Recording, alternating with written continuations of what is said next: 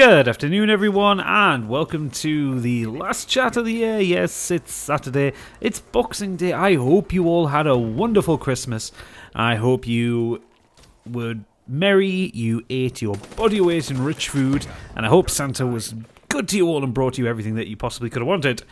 My name is Mike, otherwise known as the Gadget Addict, and this is a special chat video because this is my rundown of the year. I did one of these last year, and, well, 2015 has been fucking awesome.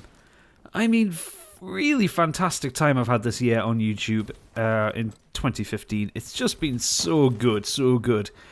I'm going to start off by firing some numbers at you, then I'm going to get down into the brass tacks and talk about everything that's been great. So, this year alone, I've completely destroyed what I managed in 2014. Views-wise, I've had 145,000 views, at least. I've gained 562 subscribers. So even those two alone, I've topped 1,000 subscribers this year and topped 100,000. I'm nearly at 200,000 views. Can you believe it? 4,230 likes, which is fantastic compared to 793 dislikes. You guys have commented nearly 8,000 times on my channel this year. You shared my videos 284 times. You've put my videos into playlists 665 times, which I find really, really cool. So yeah, the numbers are all fantastic. I love the numbers. Thank you so much for these great numbers. But let's get down into this. 2015, what did it mean to me? What did I do? So we started off this year. I was a little burnt out from so many videos last year, and I really caned it last year. I tried to get into a position where I didn't want to do multiple videos a day. So I started off this year by trying to have a schedule, still playing multiple games and keeping Crucible chat going on, but trying to, just do something a little bit different, try to have days off. And to be honest, I sucked at that. I really sucked at that. I didn't do well at all trying to keep to that kind of a schedule, because then I just thought, I've recorded that extra level, I might as well stick that up on an off day. And I think I lasted maybe 3 weeks on a schedule like that before I was back to doing 7 videos a week, if not more. But I still tried to avoid absolutely caning it, because doing the amount of videos I was doing last year, it made me so tired. I was so burnt out by the time it came to Christmas. I was thankful for some time off. YouTube then was starting to become a bit like work. It was like I was getting home from my actual job and going, oh my god, I've got to go and make a video. I just want to go to bed. And the commentaries were suffering. And the gameplays were suffering because I was tired. And when you're tired, sometimes you just don't want to game. And I didn't want to get back in that position because YouTube to me is supposed to be fun. It's supposed to be amazing. It's supposed to be a way to share my passion with you guys. So I didn't want to carry on like that. So I tried doing a schedule. It didn't work. But I ended up having some time off sick from work because my depression was bad. You'll have seen I did a video in February where I apologised for not being more open about my depression. And to be honest, I still apologise for that because I'm terrible for doing it. But my depression's been up and down this year. I've had a couple of bouts off work. But I'm on the up and up, actually. I'm feeling really good. Maybe it's just because it's getting close to Christmas. But I'm doing well, in case you're wondering. So that was January, February. Then March hit, and of course it was Bloodborne. And Bloodborne has been so good to me. I mean, because I have my videos on the wikis. I've had huge numbers of views from that. I've had so many subscribers come from Bloodborne. And it's just because it's also been it's what I would class as my game of the year. It's been my favourite game this year. It's been the whole package for me. And it's only been until now they've released the DLC, I'm actually starting to get a little bit burnt out in it. I'm starting to think, God, maybe I should play something else instead of Bloodborne, because I do play a lot of Bloodborne. I mean, I've done a full walkthrough of the game. I tried doing the Blood Level 4 challenge. I've done streams on it. It's been one of my challenge gadget videos last week. I mean, really, I went overboard on the Bloodborne this year. So I'm going to take a little bit of a break from that, to be honest. I will complete the DLC at some point.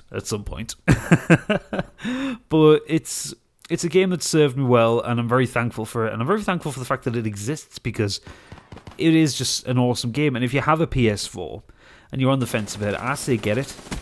Because it for all intents and purposes, it's not as hard as Dark Souls was.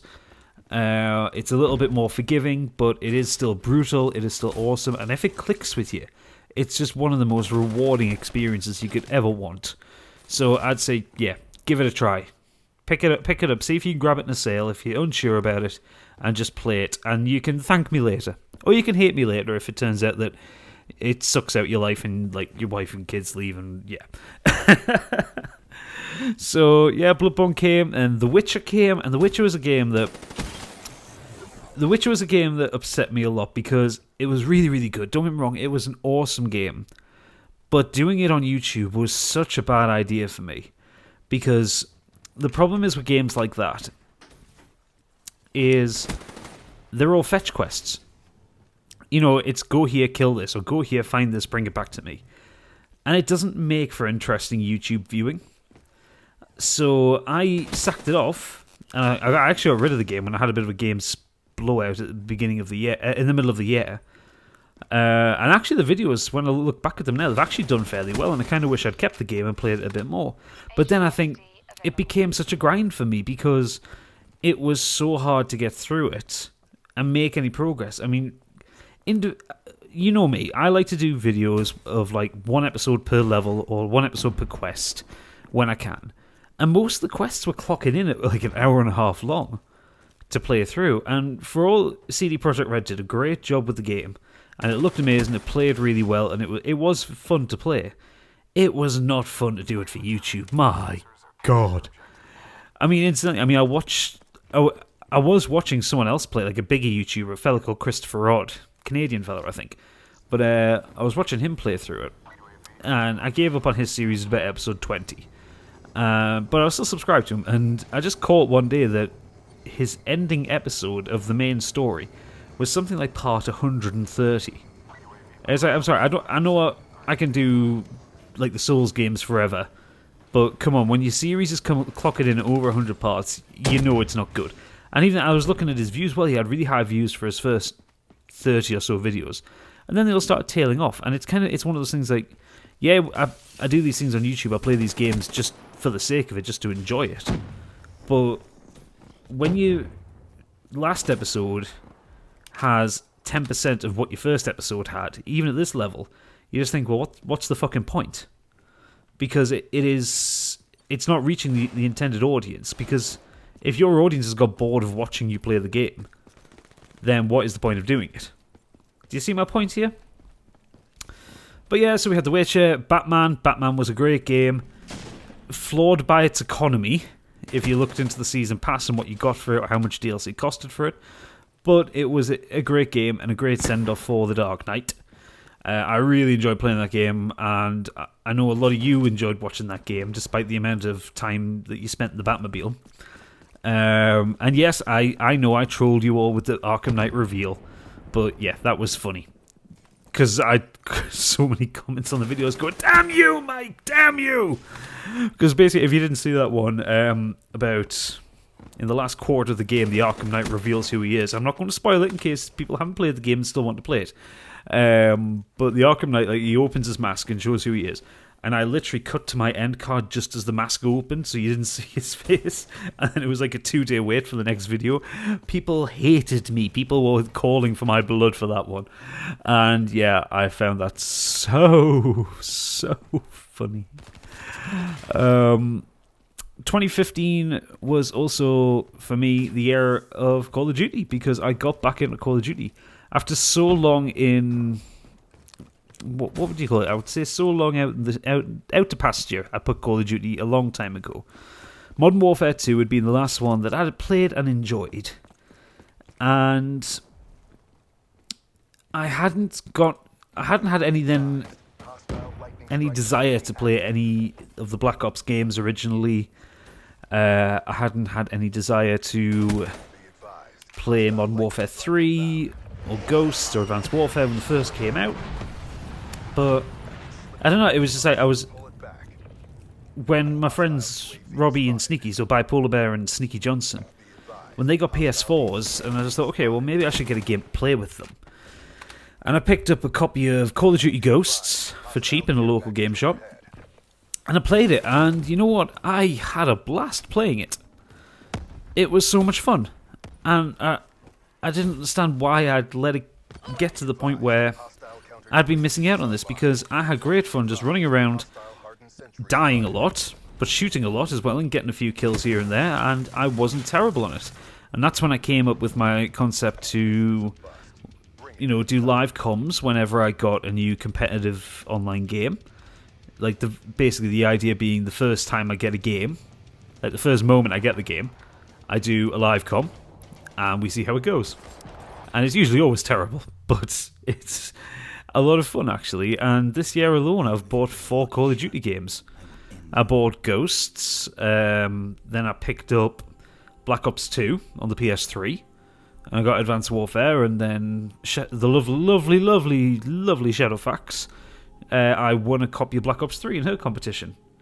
So, yeah, it's been a year of Call of Duty for me, and it's quite strange, because I spent all this time I think probably the last 5 years or so going, no, Call of Duty shit, I hate online multiplayer shooters.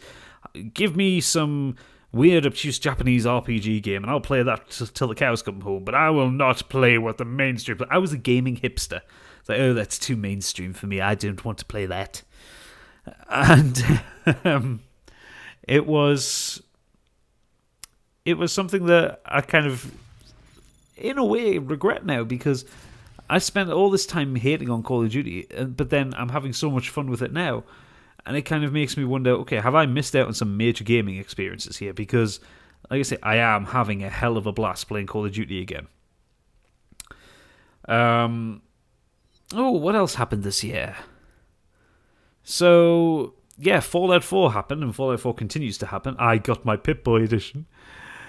I don't want to dwell on kind of in the games I've bought and what's kind of come and been.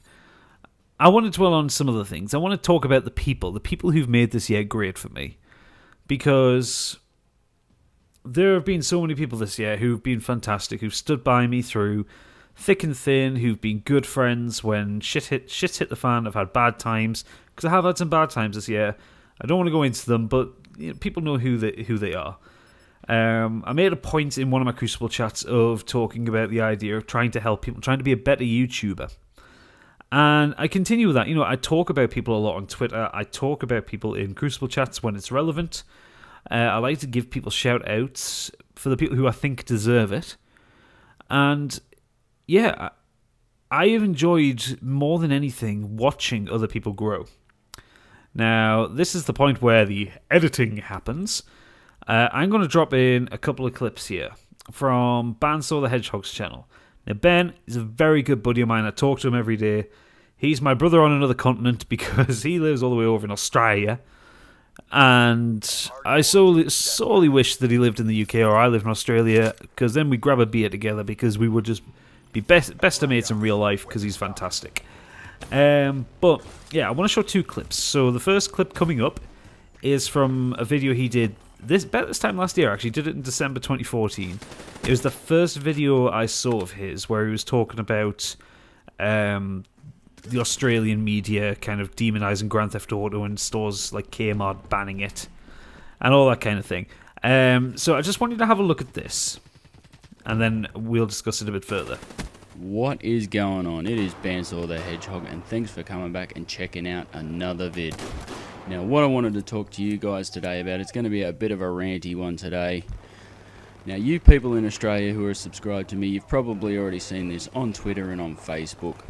But for those of you that haven't, Target, in their infinite wisdom, and now also Kmart, have been pressured to take GTA 5 off their shelves due to some fucking ridiculous complaint from parent groups or whatever to do with the violence against women.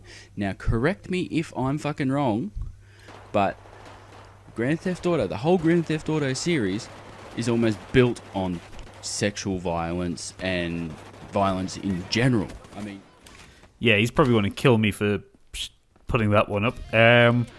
But yeah, so that was Bandsaw the Hedgehog this time last year.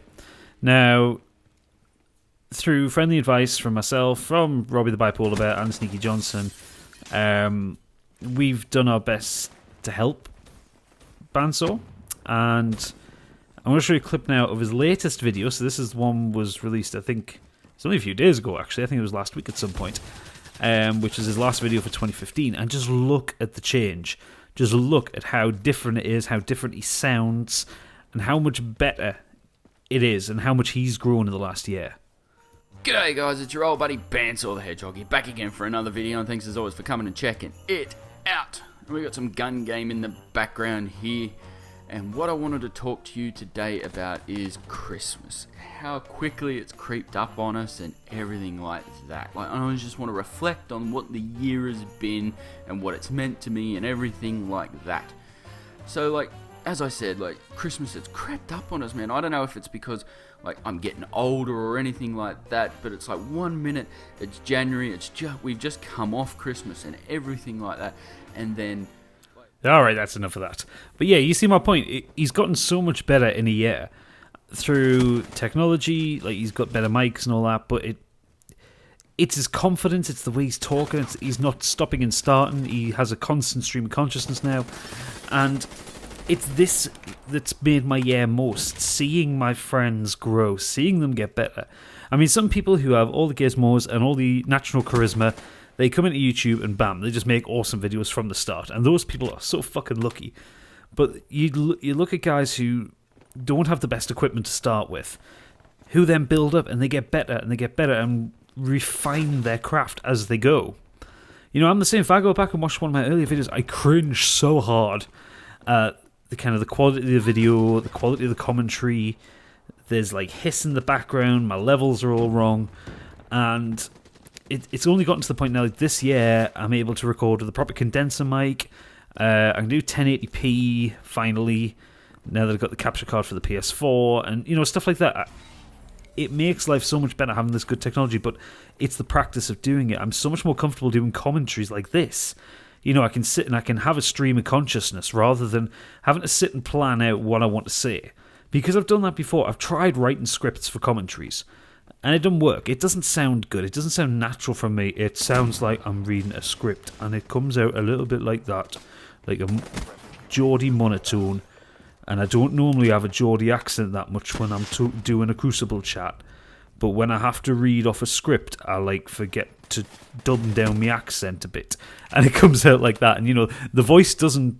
This voice is almost kind of put on what I do for you guys, but it's this persona that I want to put in for YouTube. And I see a lot of people who do this kind of thing, and they just, like me, they just naturally gravitate towards having this YouTube persona. And to be honest, it's why I really struggle with streaming a lot. I find that when I'm streaming, I forget that I need to be entertaining. I forget I need to be the guy that people are coming to see, and I end up just playing the game and then kind of commenting halfway through, and then I'll get someone will leave a comment, and I'll go, oh shit, I'm streaming, people are watching this, I should actually do something. And I've tried streaming. I don't think I'm very good at streaming, and I don't know how much streaming I will do in the future. I've watched a lot of people this year, people like Continue and people like Lady Azabat stream, who are really, really very good at it, and they actually do better on their streams than they do on their YouTube channels. And I think that they have kind of got a corner. They have the personas to be able to do streaming in a consistent way where I really, really can't. So I tip my hat to them, because it's something I've tried and something I want to be good at, but believe me, I'm not very good at all. I also think being primarily a console gamer, streaming gets a bit more difficult because you can't play the interesting little games. Like, I see a lot of streamers who get a lot of attention by playing little indie games or like horror games and stuff like that, where there just simply isn't that selection on the PS4, which again makes me kind of sad. But then at the same time, you know, great for them, because they have this kind of massive treasure trove on Steam of games to play, and it helps them. So for me, I think I'm going to stick to being primarily YouTuber. I don't think I will stream in the future, but it's not going to be something that I want to rely on as a consistent source of entertainment for you all. I want to make my videos instead, yes.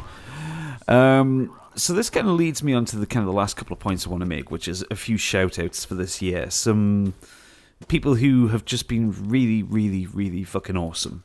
Now, obviously, I've talked about Bandsaw the Hedgehog a lot in this video. It would go without saying that I need to talk about Robbie the Bipolar Bear and Sneaky Johnson, because with Ben, those two idiots, and Ben, the third idiot, we talk every day. We have a little Facebook chat, and we just chat on and chat shit, gaming, YouTube, every single day. And it's fantastic to know that I've got these friends here that I can... If something happens in the YouTubeverse or something happens within gaming that annoys me, I can pop in there, have a little bit of a rant. They'll listen to me, they'll call me a dickhead, slap me on the arse and send me on my way. And it's fantastic because we all do the same to each other. But, you know, we give each other advice and all that. I mean, like I said before, when I just showed you the examples of Bansol's work, like how it's changed. That's from these daily chats. You know, Ben will come in and say, I want to make my videos better. How do I do it? And we'll go back and we'll think and we'll say, you need a better microphone, or you need to be capturing better, and stuff like, you know, the little bits of advice that incrementally has helped him across the air. And the same has happened for Rob, the bipolar bear. His video quality's gone up because, again, we keep talking, we keep telling him, and he is more experimental than the rest of us. He tries different things as commentaries all the time, and like obscene amounts of change that he puts into his channel when he feels like it. But some of it works, some of it doesn't. He gets annoyed when it doesn't work, but then he loves it when it does work. And it's just, he is evolving his channel faster than any of us are. And Sneaky Johnson, well, we just take the piss out of him because he's got 110 subs or something like that, and he's not a quote-unquote YouTuber, but we still take the piss that he's on YouTube and he hardly makes any videos. But when he does, they're actually really, really good. He's surprisingly good at it. So, hey, hats off to those two. As well, I want to talk about Higgsy007 now. Just before Christmas Eve, he put up a video which was kind of a halfway video response to my last Crucible chat, the one where I was ranting about being accused for sub. And he made this video about what he likes and what he doesn't like on YouTube. But then at the end, he gave me this long, rambling, nearly 4-minute long shout out. And it was just fantastic. And it's possibly the most eloquent and beautiful shout out I've ever had. Because Higgsy gets me. And the way he described me and described my channel was spot on. And it is such... It was so fantastic to listen to, and I'll admit it nearly had me in tears because I thought no one's ever said... People have said nice things about me on YouTube before, but no one's ever said anything that nice. So, fucking thank you so much, Higgsy, for that one. And I know he'll watch this one because he does come in and watch the Crucible chats all the time, so hey. Who else I want to give a shout out to? I want to give a shout out to a new YouTuber I found this year, Blue Pipe. And he's not a new YouTuber, he's actually been doing it longer than I have. But I've just found him this year via Higgsy. And he's a Call of Duty commentator, and he's possibly the filthiest, sweariest person I've ever encountered on the internet. And he's really, really very funny with it. I think he's a bit of an acquired taste. I think if you acquire the taste from him, though, he is definitely worth watching. So, yeah, go over and give his channel a shout. Who else? So, there's the standard ones that you find in my description all the time. You get the likes of Flaming Monocle, Lady Aspat, Rent a Hero Continue... oh god, I'm now struggling to remember who I like. Sorry if I forget you people. Butamus, B&G Gaming. Oh yes, I'm very sorry for forgetting anyone. There are so many people who make this whole YouTube thing just so wonderful. Even down to like the consistent viewers, people like Terry Worrell, Selfie. I don't know how to pronounce his name. EYLH, Ellie, or something like that. Who comments on pretty much every one of my Bloodborne videos. Yeah, there are a lot of people this year who've made 2015 a fantastic year for me on YouTube, and I am so thankful for every single one of you, because you know what, you're all fucking wonderful.